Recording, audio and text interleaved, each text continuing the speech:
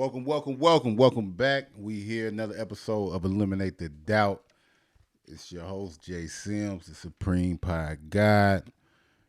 We here again on the Reason to Doubt channel on YouTube. Make sure you subscribe, like, comment, all that good shit. Tell a friend. Hit that button for notifications. We will be back January 15th. Anybody that's wondering, man, Reason to Doubt. But while we here, we get these one-on-ones on Eliminate the Doubt. I'm here with Reason to Doubt's own KD, a.k.a. Fresh 60, Harley Fresh, Mr. Nickname himself. How you doing, brother? All is well, man. All is well. So, Eliminate the Doubt. We've been doing this, my one-on-ones, but we about to get into your story. People that don't know, they've been watching us for 3.5 years and shit, but they ain't getting the backstory on us, So I want everybody to know each of our personalities, get to know us more. Small bite of everything. Everybody complex, but people want to know more about KD. For sure. So before we get started, like always, you said it on the episodes probably before, but we'll probably look it up. But people that don't know, we need to get your top 5 rappers of all time. Your top list. 5 rappers of all time? Your top 5 artists. Okay. It was a little bit different. No. I had something different. You said top 5. No, you're right. My bad. Because we already did it. We already did. My top 5 we already rappers. did your top 5. Yeah. So change it up. Because I had Joe Jack. We had the top 5 sneakers for Joe Jack. So for you, that's why I said, your top 5 albums of all time. Yes, so for me, my top 5 albums from all time of all time is first is Ready to Die, Biggie, Ready to Die. Classic. Number 2, I really didn't put them in order, but they probably is in order. Number 2 is Hot Boys Guerrilla Warfare. Number 3, DMX Flesh of My Flesh, Blood of Blood. Right there on the wall. For sure. A newer one, but it just did something to me. Is Big Crit. Crit was here. It's like I think it's a mixtape. He put it back out as an album. Oh yeah. And I ain't mad at that. And then my favorite, when I made it, it really was my 5th. It's my Usher Confession.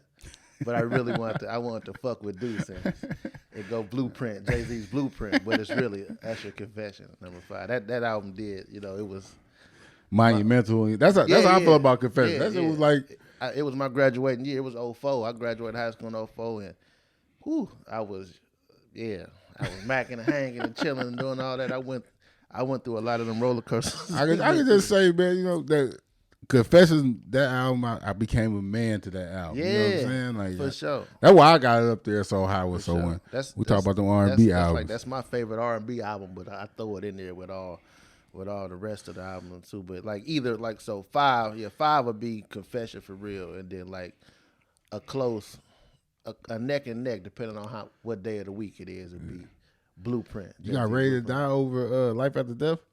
Yeah, Yeah, I got Ready to Die. It's just because that's how I got hooked to Big, I got hooked to Big. Shout out to my homie Jeremy, because I wasn't hip to a lot of the East Coast stuff. You know what I'm saying? So I was Pac. I didn't. It was fuck Jay-Z and Biggie. Facts. All that shit Pac was saying. So my brother, my homie, he was hip to everything. And he used to play that shit, and I just got hip to it. And it became one of my favorite albums. That's how I was as a kid too. It was just Tupac everything. So I remember we used to listen to Biggie because he was just so popular and because it's on the radio and shit like that. But I got introduced to Biggie Life After Death. You know what I'm saying? He had passed away. He went back. Yeah. So when I got older, like you said, I didn't fuck with Jay-Z. Yeah. I probably didn't listen to Jay-Z until the Dynasty. You know what I'm saying? Same here. Same here. And then I'm like, no, this nigga hard. But it was like the Tupac. As a kid, you listen to Tupac. That was my favorite artist. Mm-hmm. So it's like Tupac said, "Fuck Mobb Deep." I listened to whatever that was on the radio, and then whatever my brother was listening to. My brother he listened to a lot of music, so I listened to a whole bunch of weird stuff. So I was listening to instead of Chicago psychodrama. I was listening to psychodrama. I was listening to Big Mike. I was listening to Player Fly. Yep. Like in the early '90s, like so they was hip, you know what I'm saying, in their towns, but they wasn't hip to the masses or in their cities and stuff like that. So I listened to a lot of underground music just because of my brother, and I really didn't know what the hell I was listening to. And that and me, like my brothers put me on to a lot of New York shit, but they kind of thought Tupac was kind of whack though. Yeah, like they didn't really like Tupac like that. So that was like some different shit. Me and my like just young niggas, we fuck with Tupac, but my brother and them, they didn't even listen to Tupac like that. And even like I remember seeing like Jay-Z, like Reasonable Doubt, like the tape and my brother Raphael's shit, but I'm like, oh, Tupac said fuck dude. So it's like I ain't even listen to it, but nah. But we always ask that question for people that don't know. You know, if you get the people music taste before you even have the conversation, you get a drift of who they is. Right. My it was the homie Nigel, young boy Nigel. He posted it. You know how they do the monthly on Tidal or Apple and stuff like that. He posted his top 5 or whatever. I'm like, oh man. And I inboxed him. He did it on Snap. I said, that's some young punk music. And he like, what's yours then? And I sent him by. And he like, man, you just an old head, man. So shout out to Nigel. Niggas be posting that Spotify shit like, or just they rap ups like motherfuckers about to. Damn, that's crazy. You listen to that shit. Yeah. Like, I relax, man. Like you listen to some bullshit. All y'all listen to some bullshit, man. I've been seeing. He listened to a bunch of bullshit. So, Eliminate the Doubt, man. We're trying to get people backstories, you know, because people learn from other people, you know. Like once you do have conversations like this, you realize, damn, that person ain't that much different than me. Been through so much shit, and you see the ups and downs people go through. Everything ain't peaches and cream. Because I like having these conversations because you get on social media and Instagram, all people do is show you their highlights. You know, it's all celebration on social media. Like ain't nobody gonna tell you when they was doing bad or what they had to work through. But we're gonna start this right off. So tell me where you from and like your upbringing. Just to break down your early life. Like how the KD story started. Sure. Well, I'm from Alton, Illinois. You know, so born and raised here. I'm from uptown, what they consider uptown, Upper Alton. I grew up uptown, raised uptown. So I seen a whole bunch of wild stuff. You know, uptown. Well, right down the street from my house is the infamous Salute Park. It's known for whatever it's known for. So I seen all the crazy stuff that was happening up in that area growing up there. You know, so from the gang meetings, the gang fights, the shootings, and you know, I was part of, right up in the mix, part of all of that. So right. So like and we could cut this if you want to, but like your name, Fresh 60. Like, where does that come from? So Fresh, I got that name. A girl gave me that name. Yeah, and it was because, well, she was kind of, she liked me, you know, or whatever. But it was because I always used to wear cologne. So that's where the Fresh came from. You a shorty like I wore wearing Brute.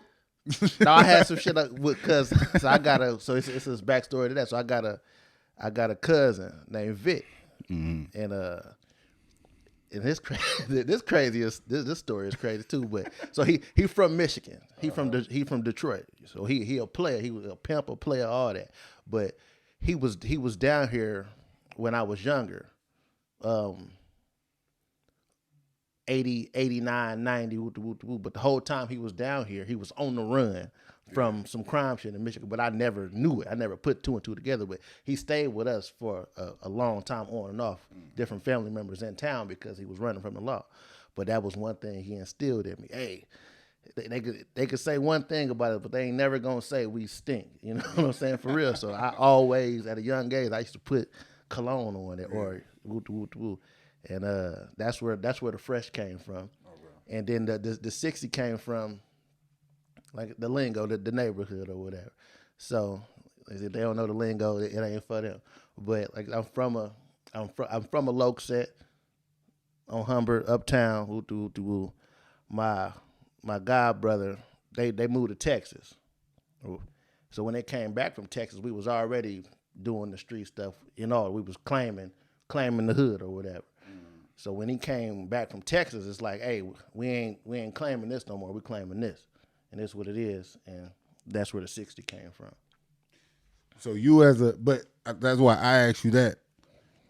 As a grown man, how you are now, immature, like you not on that no more. How do you feel about like gangs and shit like now? Man, like your thoughts on it? Cause I was infatuated with gang culture, the gang life, and all that, just because I thought it was cool growing up, but it was the camaraderie, it was the brotherhood, all that. Like that was instilled in us. When I say us, I mean the homies I grew up with were my brothers / friends that I grew up with. But it was, hey, ain't no such thing as a one-on-one fight. If one of y'all fight, all y'all fight. So that was instilled in us. So we just grew up like that. It was brotherhood, camaraderie, and then you add that to it. It's just a big old. It's a big brotherhood. That's So no, I just asked that because I see a lot of people, shit. Even like I don't want to speak, but it's just you see a lot of like entertainers that was like gang affiliated, and as they get older, they like denounce it in a way man, that shit was stupid or anything like that. Different. So we a small town in the Midwest, so I ain't gonna act like it was Cali banging or I wasn't banging nothing like the movie. I don't even know if you can really call it banging. You know what I'm saying? But we was a group. It was a group of boys, group of homeboys, group of friends, and you know what I'm saying. And we terrorized the town a little bit. You know what I'm saying? But it wasn't.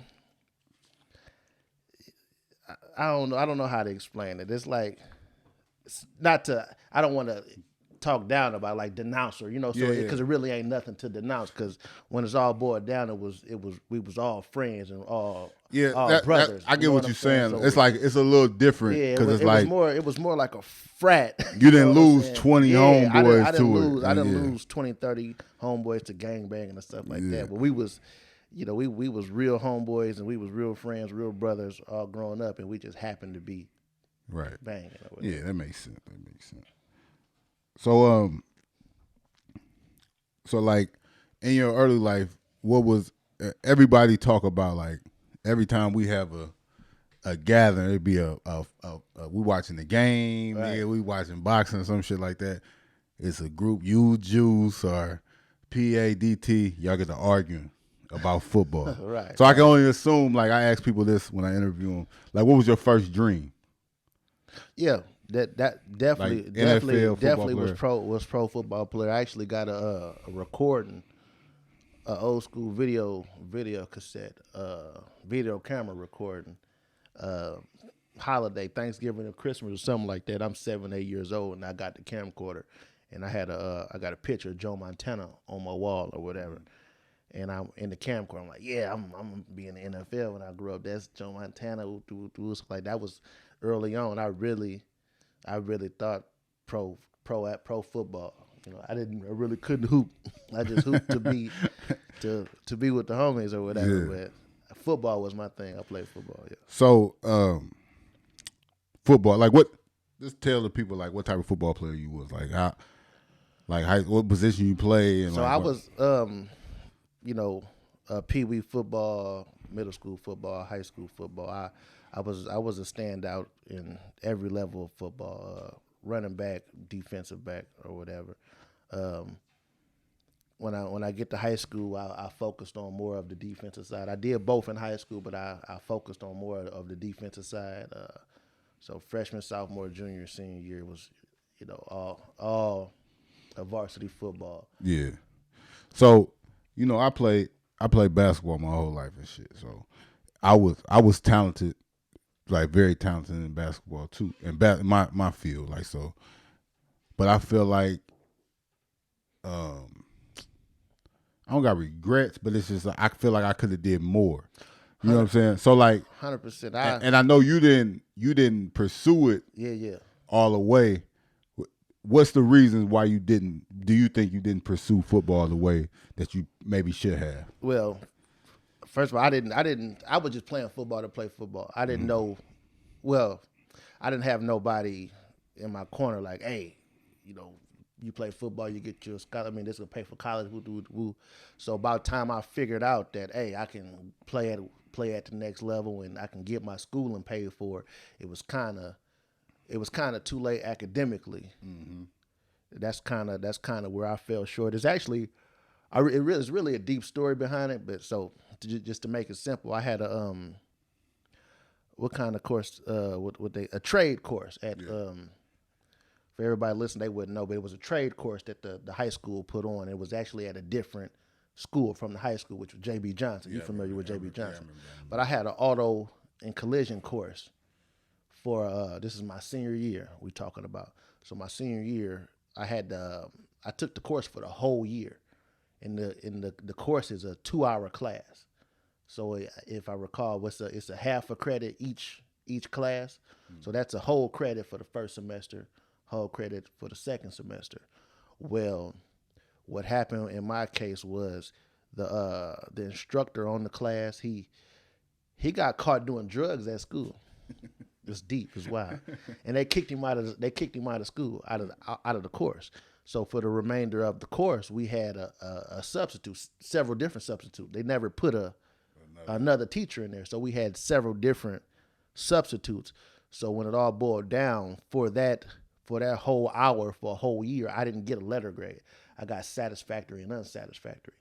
So I got a passing grade, but I didn't get a letter grade.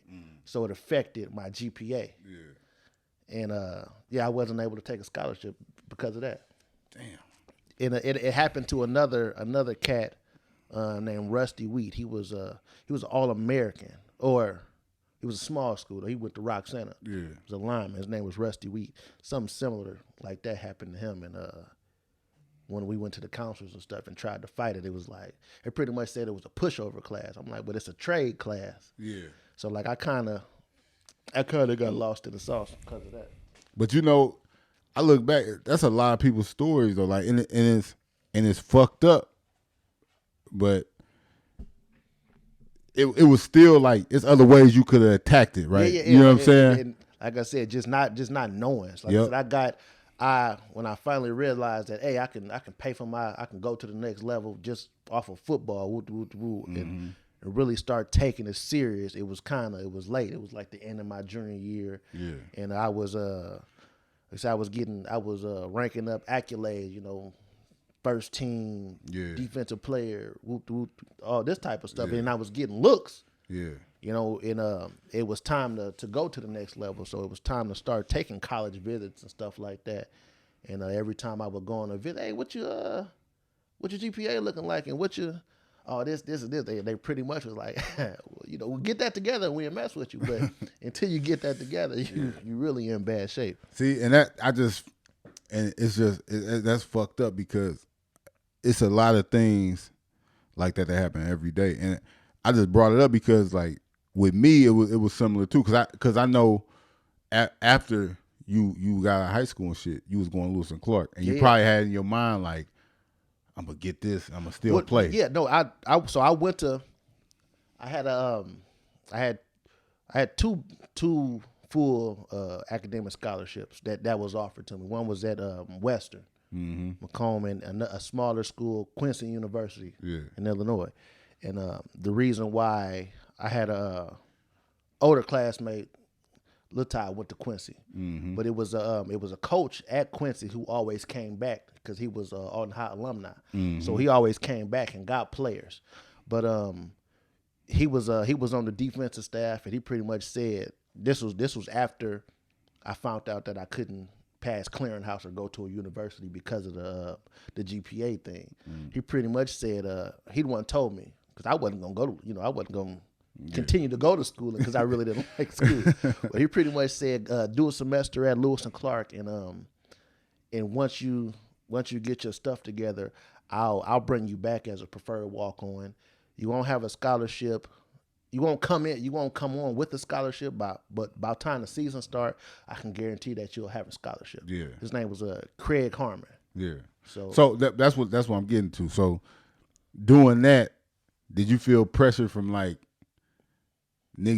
people you was with and shit like that to like start getting money and start doing other things, and that's why school was like, all right, man. Like I'm about like I I ain't gonna say pressure, but I seen it. Like my homies was getting paid. Yeah. They was getting money. You know what I'm saying? So I could have easily took that route and got knee deep in the streets and went to getting plenty of money like see, that. and that I just bring it up because I know me and you ain't never even talked about this shit, but that's kind of how I was because I pursued school. I went to school and everything like that for basketball, so I played 3 years, but I still had a year eligibility left, and I was gonna play my last year at SIUE and shit like that.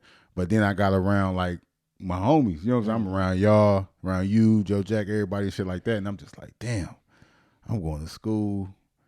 I'm fucked up. Like niggas working good, getting money, and it's like I just was like, fuck it, man. I'm about to just get a job because I had opportunities to just get good jobs and shit, and I just using this shit like we in great positions. Like nobody complaining or nothing like that. But it's just could have been better. Another year being broke wouldn't have hurt. Wouldn't have hurt, and you don't know what could have happened. I actually like I said, these are some deep stories, man. And I actually got calls from college coaches. I remember I college heard, coaches. Yeah, after like I said, a year after high school, and shout out to PA, my homie, our homie PA. He went to Western.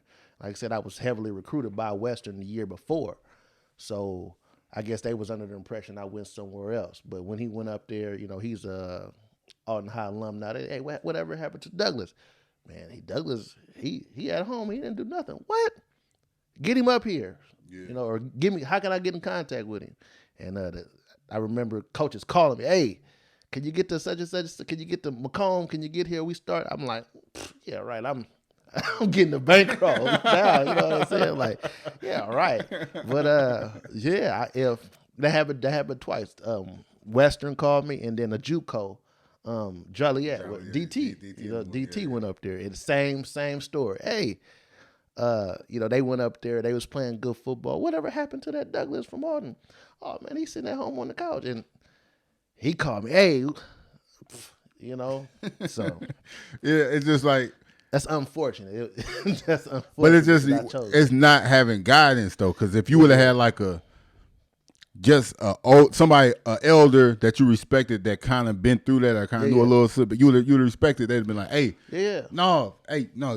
Stop what you're doing. You need to go up there. I'm gonna get you there. Yeah, and I really didn't even.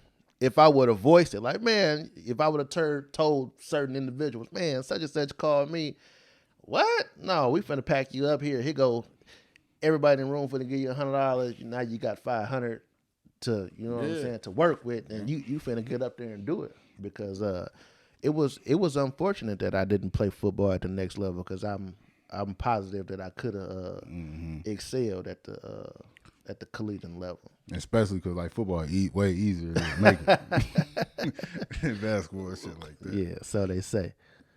No, man, but so just tell me about like you was a man. Like what molded you? Like why the fuck are you a San Francisco 49er fan, man? Jerry Rice. I watched 94 Super Bowl. 94 Super Bowl. Bandwagon. Okay. 90 and 94. Yeah, you jumped on. You seen them winning. Yeah, You just... I mean, yeah, if that's the case. But no, in the 90s. So in the 90s, you know, Cowboys and Frisco, they was the team. My dad is actually he's a Vikings fan, but he wasn't around, so maybe if he was around, maybe I would have been a Vikings fan. But yeah, I gravitated towards San Francisco because of Jerry Rice. Right, He was my favorite player, and I just stuck with it. But yeah. So but that, like you said, your upbringing. What was it like? Y'all know, like your siblings. You got one brother. Yeah. So my I have my dad has 6 kids, all girls. I'm his only boy, and I'm the youngest. And then my mom has 2 children, an older brother and myself. So I'm the youngest on both sides. Yeah. Okay. And it was just growing up. It was just you just said your pops wasn't there. No. But it was just you in the house. Yeah, in the house. it's just me, my mom, and my brother in the house. Yeah, single parent household. She I don't got that struggling, grew up poor. You know what I'm saying? Story. My mom, we maybe what you can consider middle class, maybe. You know what I'm saying? She worked. You know, I never lived in the projects or nothing like. I lived in an apartment complex, but I never lived in the quote unquote projects. Right. So she took pride in being comfortable in privacy. That she was big on that, you know. Mm-hmm. So she would rather do a little bit more and have the privacy of an apartment versus an apartment complex, or you know. Mm-hmm. So I grew up half my life grew up in an apartment. Then eventually we got a house, and she was the type of woman that she was more focused on the house. Yeah. The household, you know what I'm saying? So it wasn't spend everything to get you the best shoes or spend everything to get you the best clothes. It's you're lucky you got some lights on. You're lucky you got food in the fridge. You're lucky, you know what I'm saying, you got water to wash your ass. So that's the type of mom I grew up with. Okay. So it's like, cause you out of all of my homies and shit, like you like was the most responsible. Like it seemed like it's that. Because I had to work for everything, you know. So just like I was just explaining. So if I wanted more, I had to work for it. Mm-hmm. You know what I'm saying? So shout out to the homies. The homies they was hustling. Shout out to Joe. Because I grew up with Joe. Joe was always fly. I wanted to be fly. Mm-hmm. In order for me to get fly, I got to go work for it. I had a job at 15. Yeah. You know what I'm saying? Because I could have been out there hustling, but I wasn't. I ain't gonna say I wasn't a hustler. I just wasn't on that type of time because I didn't have to. I really didn't have to. You know, a lot of the people say that I was forced to hustle, so I wasn't forced to hustle. So I didn't have to. So what was your first job at 15? Cook. My brother worked at. It was just a lineup. So his older cousin worked at the pasta house, got him on. And then he got me on at the pasta house. So at 15 years old, I worked at the pasta house. So, man, that's why you think you a chef and shit? That's why I am a chef. I really am a chef, though. For real, though. Because I can say I'm a chef because I went through I haven't went to a chef school or anything, but I went through the courses. You just wasn't dropping fries and shit. You actually had to I actually went through the chef because my brother is a chef and his cousin is a chef. So I went through the same courses they went through. Damn, so John could cook like that too? Yeah. John cook? Mm-hmm. My brother, he don't cook a lot, but my brother taught me a little bit. He did win the chili cook-off with Deuces, so I can't really. Fuck Deuces up. So, transition like you working or past football and everything like that. Mm-hmm. You just becoming like a man, like the man you are. What you think? Like, who are some people that helped you? I just want you to show people love. So, like, who are some people that kind of made you who you are now? Like, you know, outside of like, of course, your mother and stuff like that. So my brother My brother is one of them. I reference my cousin a lot. My cousin Jay Jr. Terry Douglas. He was one of them. My uncle Andy Douglas. He was one of them. My cousin Vic, who I told you about in the beginning, he went to jail and so he was down here on the run the whole time from he came down here in like '89, and they caught him in '94. So he did 10 calendars. He was locked him up in '94. He came home in '04, but when he came home, he jumped right back into the mix. He was in Michigan for a while, but he ended up coming back down here and living. But him, so I had a bunch of a few positive Melrose. Well, I ain't gonna say, because they was all into some shit, but I had a nice good foundation. But it seemed, but my granddad too. I forgot about. I can't say I forgot about it, but he passed away he passed away in '06. I mean, but it's funny because it's like, yeah, they positive role model. They might have been doing a little foul, but I mean, you've been doing good for yourself for a long time. For so sure. It seemed like you learning from, even if they made mistakes, you kind of. They taught you well, like not to do the same mistakes. I'm just talking stuff when I say they wasn't positive. When I say not positive, it wasn't because they was teaching me how to do the right thing the wrong way. Mm-hmm. If that makes sense, you know what I'm saying. So, but I got both sides of it, so it worked out. So we doing this. We doing this podcast and shit like that.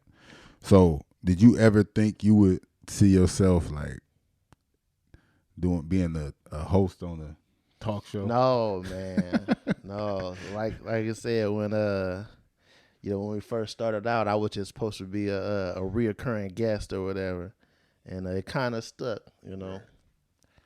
I'm kind of with Deuce. But Deuce is like.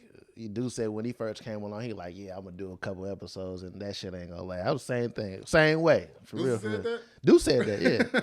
He said that. So I was like, yeah, we'll do this shit for a couple weeks. That shit gonna die out, and week after week after week after week after week. Then for a second, for a few weeks, it was just me and you. Yep. You know, so Steen had backed out before Joe had got down, and it come what it is, or it became what it is now. It was just me and you for a little bit, so it was What's some of we've been, like I said, it's going on, it might be 4 years. Mm-hmm. You know what I'm saying? We were doing this shit. What's some like memories that stand out from just doing this show? Doing the podcast? Yeah. Well, a few memories is just being noticed by, I can say noticed, but people coming up to me that I didn't know, like, man, you such and such from the podcast, So I had a female attack me off of something I said on the podcast. It was all in love, but I remember I had mentioned braces. When females get braces, they think they just automatically turn fine. I said that on the podcast, and I was out. I was deep in St. Louis. I was talking about deep in St. Louis.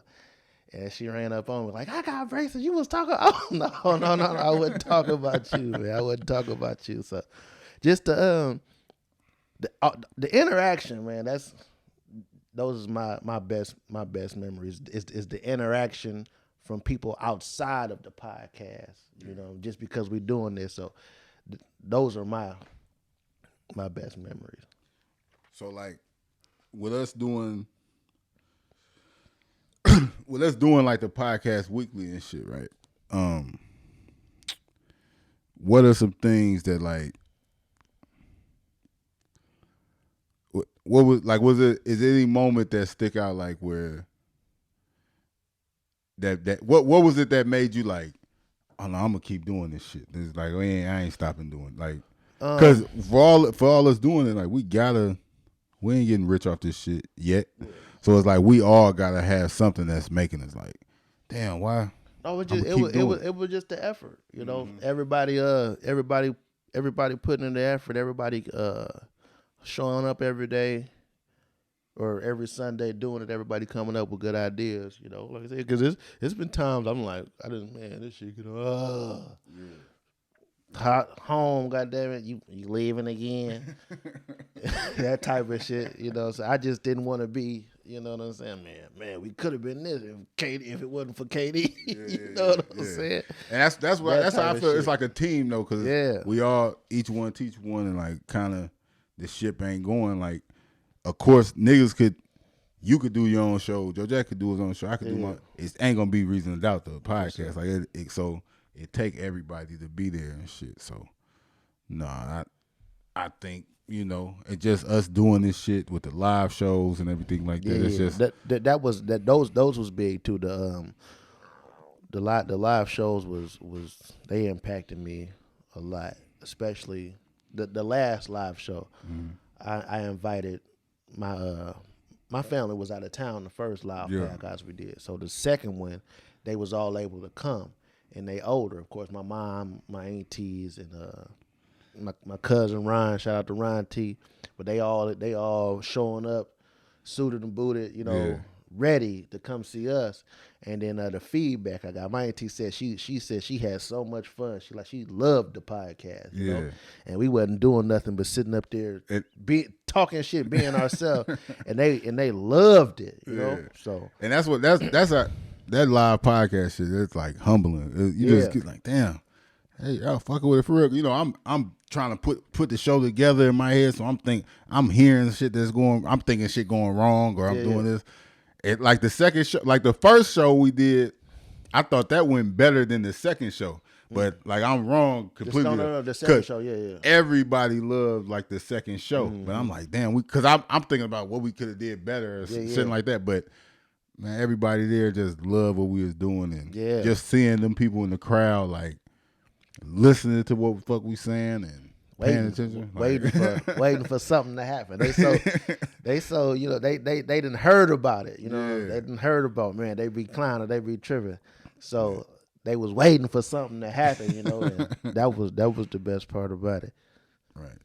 So you did something though recently that a lot of people scared to do. You know, like you was working a job for 10 plus years. 16 to be exact. 16 years. And then some people might think like out the blue, you said, fuck it, I'm done working for other people, I'm gonna start my own business shit. What led up to that? My uncle, so I mentioned him earlier, my uncle Anthony Douglas, he had his own business, his own commercial cleaning business. And I actually used to work with him the times I used to get laid off. You know, everybody don't know, but you know, that's the thing for Olin. When you work half the year, get laid off, you know. So when I used to get laid off, I used to work with him. And he coming of age, you know, or he came of age, you know, 64, 65, and he's also ex-military, retired military, 33 years. So when he put it in my ear that he was getting ready to retire, I thought about it for a second, like, man. I said, what you gonna do with it? He said, well, I got a few people asking me about it. I said, well, what would it take for me to take over? You know, because I remember the story. He worked at the same place we worked at as well. So I've heard all the, you know, I remember the stories on how hard it was to maintain both of them, and you know, all those stories. But when I asked him what would it take for me to take over, he said nothing. He said, if there's something you want to do, I'll make a phone call in the morning and you will be in. So it was just the opportunity. And things was kind of going downhill with the company I was working for. You know, they paid as well, of course, but time and respect. They don't respect the person. You know, they you know, your worker, pretty much like the penitentiary. You're disposable, expendable, too. Yeah, for sure. And I remember my deciding factor was I got stuck on a double, and you know how I go there. you get to go home by seniority, and it's all about numbers at a factory, quote unquote. And so I got held over on a double, and the supervisor let a younger person go home before me because, quote unquote, she said, "You're a good worker.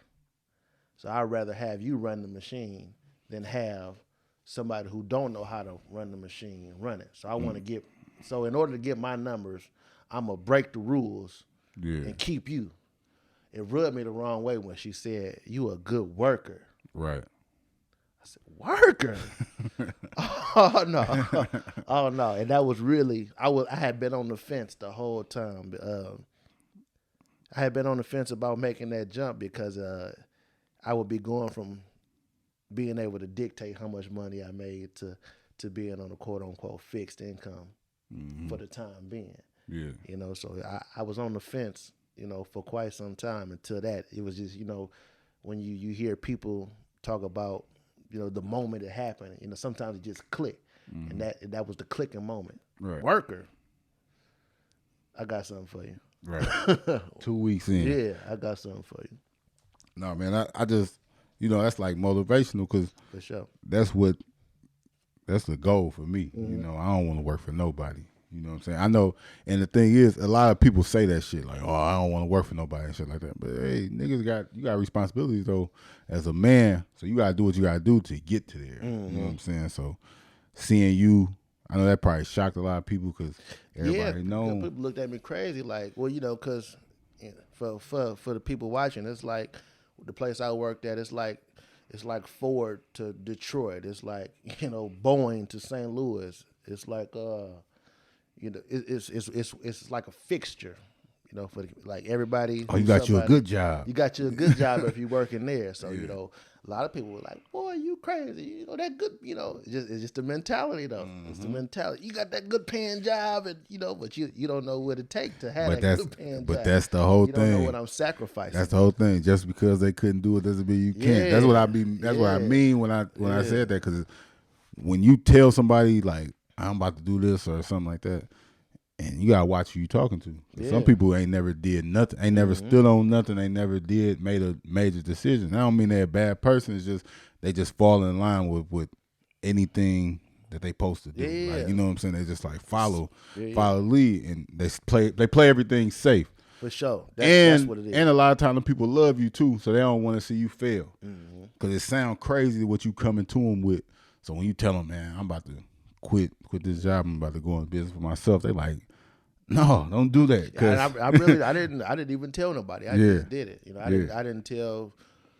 Excuse me. I didn't tell my partner. I didn't tell. She knew. I had mentioned it. I didn't tell her exactly what I was doing, how I was doing it. I didn't tell my mom.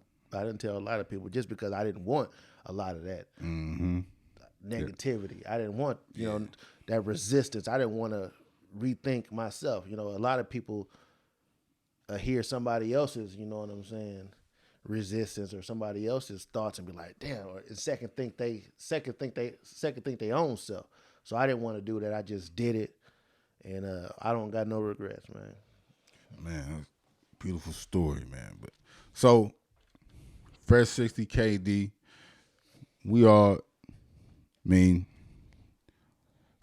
all entrepreneurs. You know what I'm saying? Like the whole crew, and Joe Jack got the Camp Jack, Stino got the Get the Water clothing, Juice got the Juice Lemonade, among 30 different things, other things right, he do. right. You know, Lil Deuce got AE Media. What is it that what's do you got anything that you want to do next? Dogs. Dogs. I had said that a long time. I said it on the podcast. Yeah. You know what you think? The dog breed. Yeah. But so a homie of mine started a kennel, Cane Corso kennel, and he doing this thing with. We had him on the show. We had him on the show, of course. You know, shout out to True Guardian, Cane Corso, Stephen Booth, or whatever the dog. But I actually he started it on his own, but he started it with help from me, with help from my original dog, So I wanna, now that I got my time back to myself, I'm gonna get back into that, and the dogs, and I'm gonna get me a few pieces of the earth too. So real estate, and dogs. People want it right now. You Right. can't lose. You can't lose with real estate investment. Mm-hmm. In my opinion. Yeah. But like I said, it's always gonna be a market for the dogs. I'm a big animal guy. I'm a dog guy, and it's always gonna be a market, a demand for them. So Yeah, I got my killer upstairs right sure. now. You know what I'm saying? So I'm finna get back Shout out to into that. Raekwon. No, that's dope. What advice would you give to a younger KD, a 12, 13-year-old KD? We get in the time machine, go back, pull him to the side. What advice would you give him? Man, I don't know, man. Work harder, man. It's just like people be saying anything is possible. It really is. I would tell my younger self to keep working, work harder. Work at, just like if I would have. If I would have worked harder at the sport, I would have took the sport seriously. I was doing everything I was doing just based off of talent. I didn't start working out and didn't start training, until I got till 10 years after football. So just work Do you hard. think your younger self would have listened to you? Like My younger self, yeah, because I'm me. I don't take I take to corrective criticism because I'm big on proving people wrong. Yeah. You know what I'm saying? So I listen to all those guys you asked me earlier, who father figures or people you looked up to, all those guys that I named, I listened to those guys, you know what I'm saying? So yeah, I definitely would have listened. Okay. That's just I always ask that because I'm trying to figure out if I would have listened to if I just listened. I gotta have some type of respect for it. Like it can't be you can't be not doing shit. I'd be like, yeah, whatever, motherfucker. But like if you was somebody that I had some type of respect for, I definitely would have. It might have went in one ear out the other at the time, but I would have stored it. You know what I'm saying? Like yeah, whatever, motherfucker. But I'm really listening to what you're saying, trying to be super cool, you know how we do it. So, what does success look like for KD? Like, what would you deem as success? And I'm just talking about like overall success in life, like because you still got goals, so you're obviously not exactly where you need to be. So we ain't gonna say like I'm happy right now because we all want to elevate, but. Yeah, what does that elevation look like? Because some people want to be a billionaire. Some people just cool with doing this. Like, so what does success look like for you? Just, man, chilling. Like, just like I just said earlier, having a few pieces of the earth,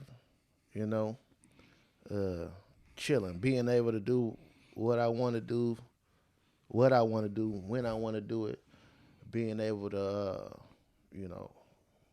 retire my OG, my mom. Just chilling though, you know what I'm saying? Like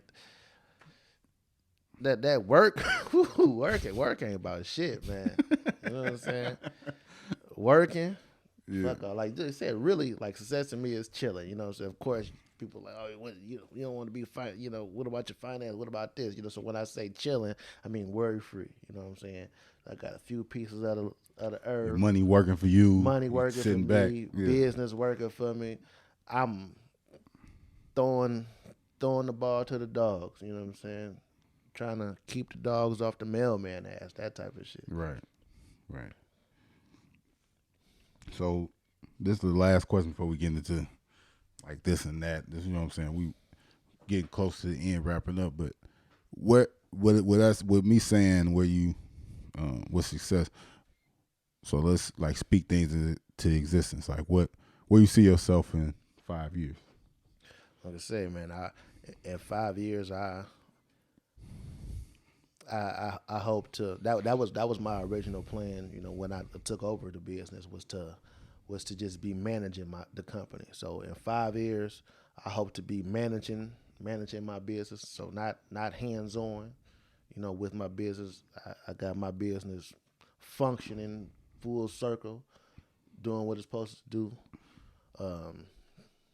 The dog business, you know what I'm saying, is popping full scale. And like I said, I'm chilling. Somebody wanna I wanna be able to hop on a plane and go somewhere with no notice to nobody. You know what I'm saying? Cause they got it handled. Cause I'm just managing it. I wouldn't be able to manage it from a, you know what I'm saying? Call me if something go wrong.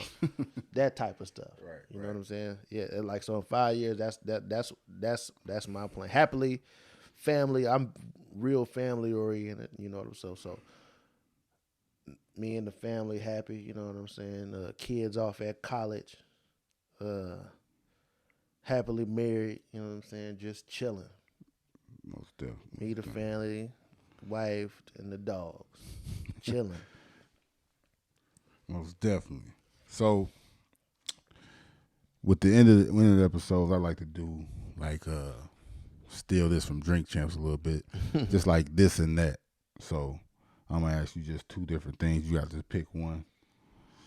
This ain't Drink Champs, so you got the drink in your hand, but Got a little taste. you ain't gotta take a shot or nothing if it's a topic, this or that. We're gonna bounce off that.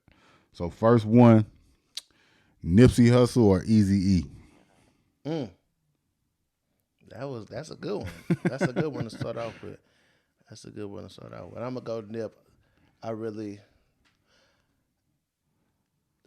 watched Straight Outta Compton. I watched Straight Outta Compton. I don't know much about Eazy-E. Yeah. You know what I'm saying? Besides NWA and, Straight Outta Compton. So I really don't know much about Eazy-E. So I'm gonna go with Nip. Shout out to Nip. R.I.P. to Nip. Steven Seagal or John Claude Van Damme? You busting them out, huh? Damn. These is good. I've been working on these by this or that. I love them both. If I had to pick, I'm gonna go Bloodsport. I'm gonna go John Claude Van Damme and Bloodsport. I'm gonna go with John Claude, man, cause Steven Seagal throw him up first to that glass. yeah. Dog. But so I'm a big karate fan. My dad is a black belt in martial arts. I tried to get through the whole interview before you bring My up dad your is a black belt, third degree black belt in the martial arts over there. Yeah. Allegedly. Yeah. What you said. But John Claude Van Damme beat up Bolo Young, the big Chinese dude. I know Bolo is. I just said, hey, Bolo get beat up in every movie though. He always the bad. He lose every movie. he don't lose in all of them. He shouldn't lose. He shouldn't lose a couple though, because he's big as fuck though. You know That's what I'm saying. I ain't saying he should have lost, but Bolo. He beat up Bolo, dude. Yeah, man. That was a good one. I liked that one. Stand up only. Eddie Murphy or Dave Chappelle? You know the fucking answer to that, dude. I want you to say it on camera. Eddie Murphy. So they can Eddie kill Murphy. you. So they can kill you. Eddie Murphy. All right. Michael Jordan or Vince Carter? Duncan wise? Whatever you want to say, man. I didn't put no speculation. You didn't put no speculations in it? Michael Jordan or Vince Carter? Vince. Vince. Dude, why you love Vince Carter so much, man? What was it? What did you say, the 2000 dunk contest, or was that nigga? No, because that's the only thing I could do basketball wise, is I could jump. I could dunk. Yeah. So, okay. Yeah. This is an easy one for you though. Randy Moss or Jerry Rice? Rice, baby. All right. Paid in Full or New Jack City? Ooh, that's a good one too.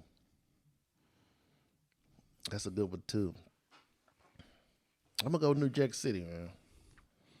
New Jack City. You know, Nino was a rat, right? with some rats and paid them for it too. I'm just saying, the dark skinned nigga snitched on my uncle, nigga, Christopher Williams. I'm just saying. My I'm uncle, gonna go New Jack City. We did man. kill that. We legendary photo, New Jack City, Halloween. Man. We did that years ago. You know what I'm saying? I'm put that in the video. Malcolm X, Martin Luther King. By any means necessary. I got you. Malcolm X. Casino or Goodfellas? You hit me with. I'd be drunk as a motherfucker. I've been drinking on a lot of these, but I'm gonna go Goodfellas. I'm gonna go Goodfellas. Yeah, Goodfellas. The last one, Tupac, DMX. DMX. I don't like how you did that. R.I.P. X though. DMX. R.I.P. X DMX. though. R.I.P. Pac for sure. Pac ain't dead, man. They say he in the Netherlands with a nose ring and a nose ring. And this is Happy Birthday, Jay-Z. We filming this on For sure. Jay-Z's birthday. What's Hove's best album? Matter of fact, no, Black fuck Album. that. No, this or that. So you said Black Album is best album. All right, so I ain't gonna use that one. American Gangster. No. American Gangster. I take that back. American Gangster is his best album. his whole best album. Yeah, I take that back. Okay, so all right. One of his favorite songs on Black. Reasonable Album. Doubt or 444. Reasonable Doubt or 444. Man, I like Reasonable Doubt better. My nigga Ho got like 8 classics, so we can do this all day, deuces. You know what I'm saying? That's a deep one. I'm gonna go 444, man. He was talking that. Yeah, even though I like Reasonable Doubt better, I'm gonna just go with the content in 444. Kind of taught you more type shit. Yeah. You know what I'm saying? Yeah, I feel that. Even though he be calling us broken shit. That man. yeah, like I be no Even lie though though. he be calling us broken. Some shit. people take that shit as like offensive. I be taking that shit like as motivation because niggas be calling me broke. All my favorite songs I be getting called broke. Like a lot of people's getting offended by that Drake and 21 shit. Like cause Drake over there talking super rich. Super rich. I don't like that shit either. I don't like when he do it. I don't like when Drake do it too. I be looking at it like, man, I gotta step my shit up. I don't like when Drake talk that shit to me. Take it personal too. Where Drake at in your in all time rappers? Is he top 10? Damn, man. Is he top 10? Cause I know you don't like Drake for real, but we just talking I like be listening to his music. with your man. feelings out of it, with the run he been on. Mm-hmm. Is he a top 10 rapper of all time? He's swinging in at 11 or something. Man. I could think of 10 people. Yeah, I could think of 10 people that I like better than Drake. All right. He growing. It seems like he growing sliding on down. you though. He's sliding down, man. He definitely sliding down, and I hate it, dude. He was when I sent the young boy my title thing. Drake was number 4. On your list? Yeah, You know why? because I listened to the album. It was because of the 21 album, and then when it go off, it goes to a Drake playlist. See, and look, this why I'm telling when I had Unknown on here, right? If you look at my title shit, I like Drake, but I don't listen to Drake like that. Ain't like I wouldn't say Drake my favorite artist, but every month Drake be like at the top of my shit unless somebody album come out I really like or something. Because I be making playlists like with like slow cuts and shit like that, and dude makes so much different music. That shit just be on shuffle, so I'm listening to this nigga all the time. Like I do a lot of I let title ride a lot. Yeah. So, like once if you click on a song or a specific album, after the album go off or after the song go off, it goes into a playlist of that artist or similar. Yeah. So that's how Drake got up there. So you fuck with Drake. So this is the last thing, man. 1 word answers. I'm gonna just name a person or just something, and you just say the first thing. Just say the first thing. It ain't gotta be 1 word. Just say the first thing come to mind though. Alton. My town. Mexico. Mexico block.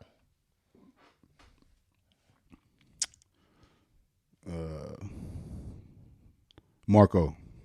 Oh man. WWKD. I got a tattoo that said that people be trying to figure out what it mean. That's what What it mean? it stands for. What would Killer do? Oh, okay. Mm-hmm. Stino. Get that water, man. That's my. Me and Stino had a lot of long nights, man. That's my nigga, man. Stino give me a birthday gift every year. Just something random. I got a shirt for you. That's my nigga, man. Juice. Young Punk. Young Punk. Yeah. Joe Jack. That's my brother, man. Deuces. Fucking Mac. Tech. iMac. Tech. I think of Deuces. I think of fucking. That voice coming in. Voice. Fucking Tech. Mac. That type of shit. Last one, Jay Seals. This nigga. Man. Fucking. Listen, dude. I remember it was a long time ago. So, I say this nigga. Cause Jay Sims you be pushing your opinion off as fact, right? Mm-hmm. And I go with it a lot of times. Yeah. A couple times I've not even researched, but it just stumbled upon me. Oh, this motherfucker didn't know what he was talking about. So a couple episodes, it was a long time ago. I'm talking. I had some shit. I had research. You know what I'm saying? Shit. Like, so if you would have spoke on something, I would have. Like what? I don't recall. Like it was a long time ago. The counter, like the rebuttals would have been stupid because I really researched it. Like, see, it was a couple times. It was a long time ago. It was like in the 90s episode type shit. Look, this be the thing that people got to realize. And I agree with you. You're 100% right. Because look, this is what people got to realize. A couple people be coming up to me about my opinions on some shit. Man, we 150 some episodes again. I be full of shit sometimes. Like, yeah. I be trying to get shit, like, for instance. It's your bad if you don't know that. I mean, like, it'd be like slight research I done did on this shit or something like that. So, like you said, I'm giving my opinion off as a fact, but I don't be knowing something. Yeah, no, that's for real though, because it was a couple. Like, he was like, "Yeah, man." He looked at me, but it wasn't that. It wasn't that you just didn't know. It was like, "Damn, I didn't know that." And you was like, "You didn't know that?" What you tripping? And I'm like, "Oh shit, damn, I'm tripping." And then it come up, and the motherfucker was wrong. I'm like, "Oh, this nigga." So it was a couple episodes. That were. Like, if you would have spoke on anything, I would have rebutted the fuck out of you. And the episode wouldn't have came out type of shit. Nah, KD, we done had, like, legendary arguments because this be the thing, like, I'm going to give people a cheat code. Or just a disclaimer, when you debating something with KD, fuck what y'all debating about. Y'all could be like, this jersey is blue and red.